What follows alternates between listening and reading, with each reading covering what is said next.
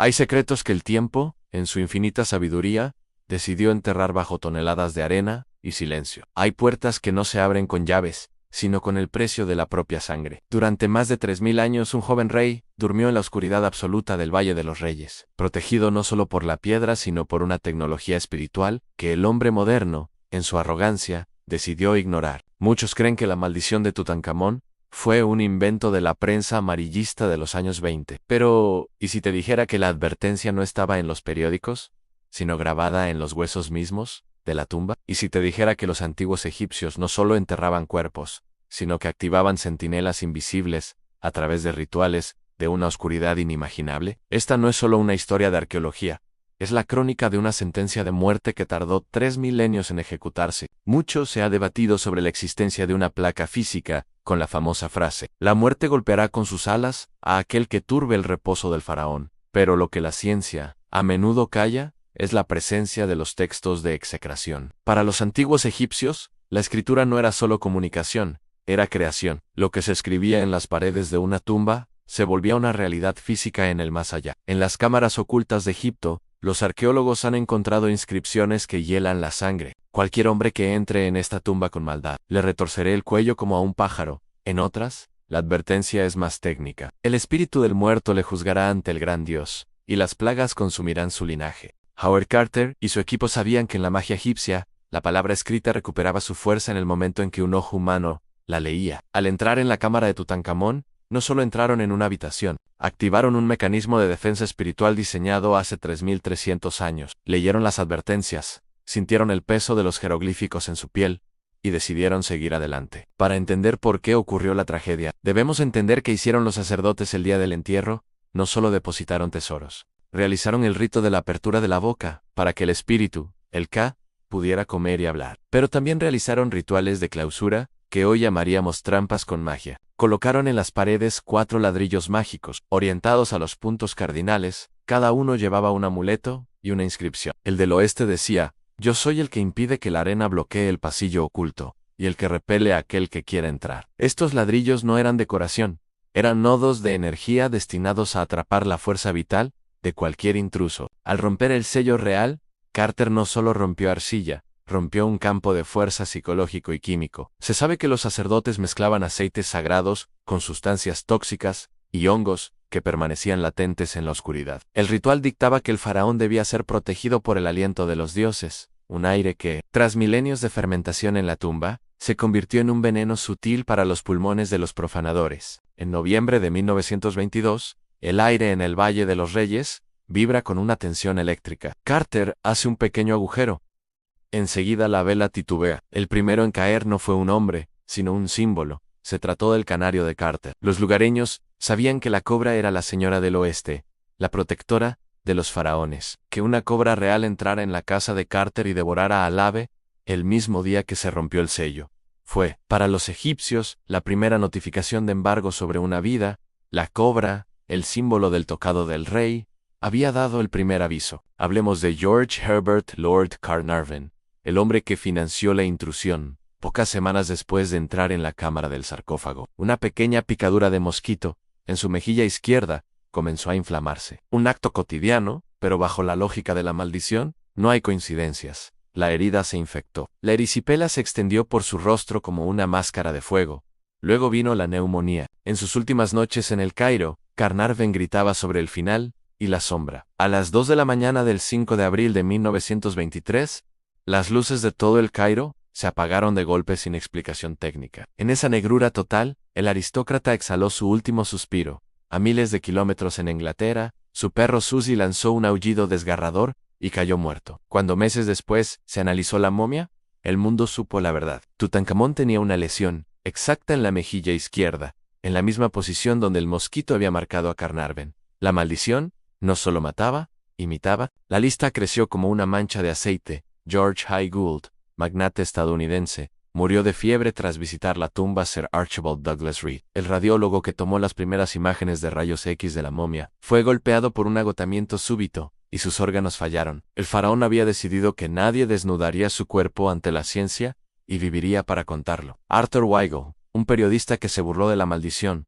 murió años después de una fiebre que los médicos no pudieron diagnosticar. Richard Bethel, el secretario de Carter, fue encontrado asfixiado en su club. Su padre, Lord Westbury, alegando que voces le llamaban desde la tumba, se lanzó desde un 7º piso, camino al cementerio. El coche fúnebre que llevaba su cuerpo atropelló y le arrebató la existencia a un niño. La sangre llamaba a la sangre. ¿Y Howard Carter? El líder, el principal culpable, él vivió hasta los 64 años. Pero no fue una vida envidiable. Carter se convirtió en un fantasma en vida, vivió en una soledad patológica, amargado, viendo como todos sus amigos y patrocinadores eran devorados por la tragedia. Murió solo, en un apartamento rodeado de antigüedades que parecían vigilarlo.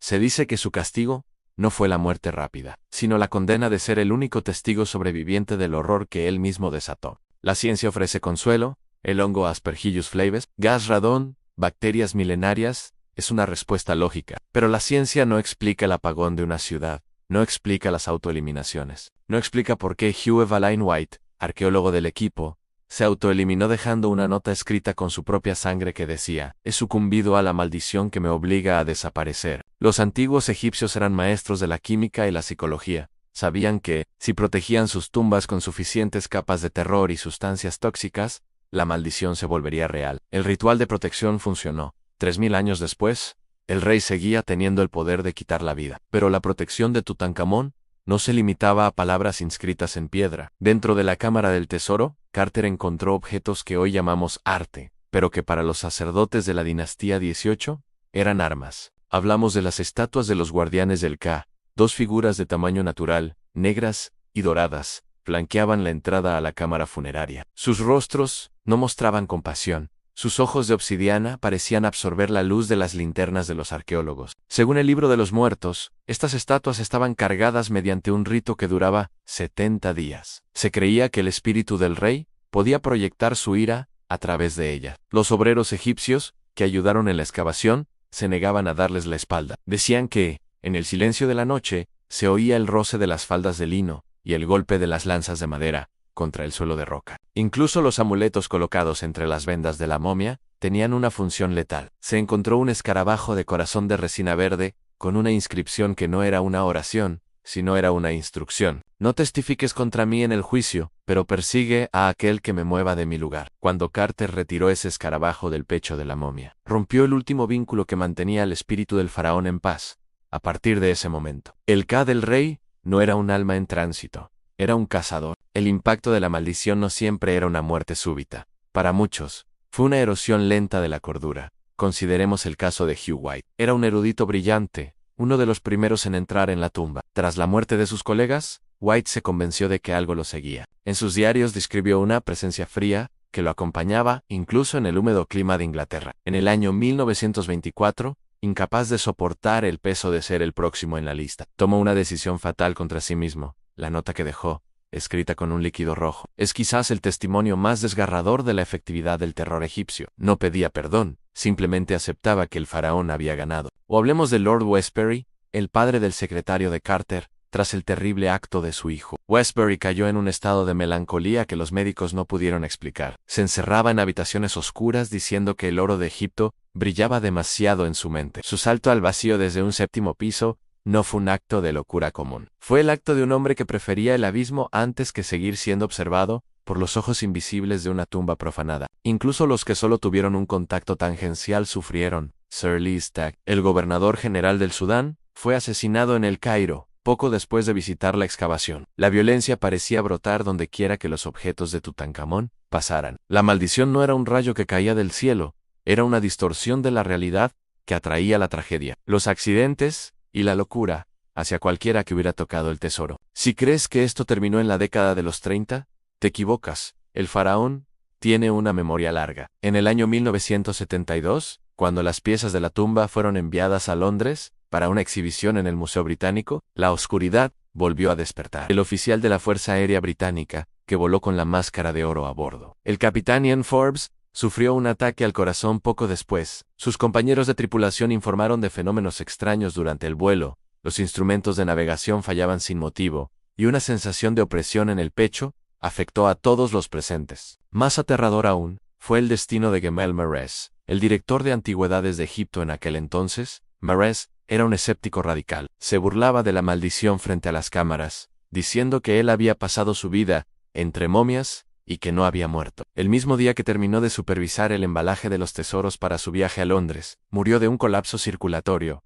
Tenía 52 años y una salud de hierro. La maldición parece reactivarse cada vez que el rey es tratado como un objeto de feria, cada vez que su máscara, diseñada para la eternidad del inframundo, es expuesta a los flashes de las cámaras. El Haka, la magia antigua, reclama un tributo. Los técnicos de los museos modernos lo saben. Muchos se niegan a trabajar solos en las salas de Egipto por la noche. Hablan de susurros, de cambios de temperatura y de una sensación persistente de que la máscara no está vacía, de que algo o alguien sigue mirando desde detrás de ese oro perfecto. Hoy, Tutankamón descansa bajo una vitrina con temperatura controlada. Pero los guardias del valle dicen escuchar pasos en los pasillos de piedra. Dicen que, cuando el sol se oculta, la tumba vuelve a pertenecer a su dueño. La maldición no es una historia del pasado, es el recordatorio de que hay fronteras que el hombre no debe cruzar. El oro del faraón no fue hecho para ser visto por nosotros, sino para iluminar el viaje de un alma. Al traer esos objetos a la luz, trajimos con ellos una oscuridad que aún no sabemos cómo apagar. Dime ahora, que conoces los rituales y los nombres de los caídos, ¿te atreverías a romper el sello de una tumba si supieras que el precio es tu alma? Ten cuidado con lo que buscas en la arena, porque a veces, el pasado no quiere ser descubierto, solo quiere ser vengado.